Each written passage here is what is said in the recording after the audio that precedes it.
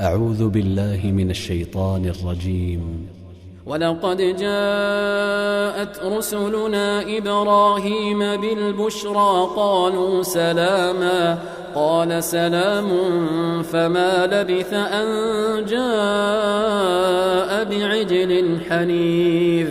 فلما رأى أيديهم لا تصل إليه نكرهم وأوجس منهم خيفة قالوا لا تخف إنا أرسلنا إلى قوم لوط وامرأته قائمة فضحكت فبشرناها بإسحاق ومن وراء إسحاق يعقوب قالت يا ويلتى أألد وأنا عجوز وهذا بعلي شيخا إن هذا لشيء عجيب قالوا أتعجبين من أمر الله رحمة الله وبركاته عليكم أهل البيت إنه حميد مجيد فلما ذهب عن إبراهيم الروع وجاءته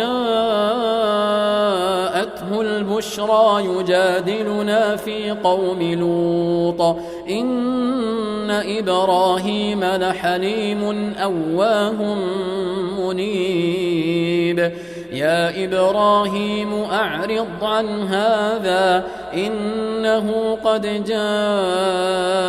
أمر ربك وإنهم آتيهم عذاب غير مردود ولما جاءت رسلنا لوطا سيء بهم وضاق بهم ذرعا وقال هذا يوم عصيب وجاءه قومه يهرعون إليه ومن قبل كانوا يعملون السيئات قال يا قوم هؤلاء بناتي هن أطهر لكم فاتقوا الله ولا تخزون في ضيفي أليس منكم رجل رشيد قالوا لقد علمت ما لنا في بناتك من حق وإنك لتعلم ما نريد قال لو أن لي بكم قوة أو آوي إلى ركن شديد قالوا يا لوط إنا رسل ربك لن يصلوا إليك فأسر بأهلك بقطع من الليل ولا يلتفت منكم أحد إلا امرأتك إنه مصيبها ما أصابهم إن موعدهم الصبح أليس الصبح بقريب فلما جاء أمرنا جعلنا عاليها سافلها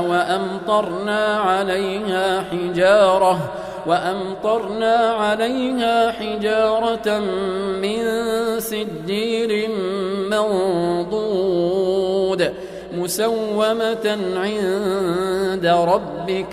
وما هي من الظالمين ببعيد.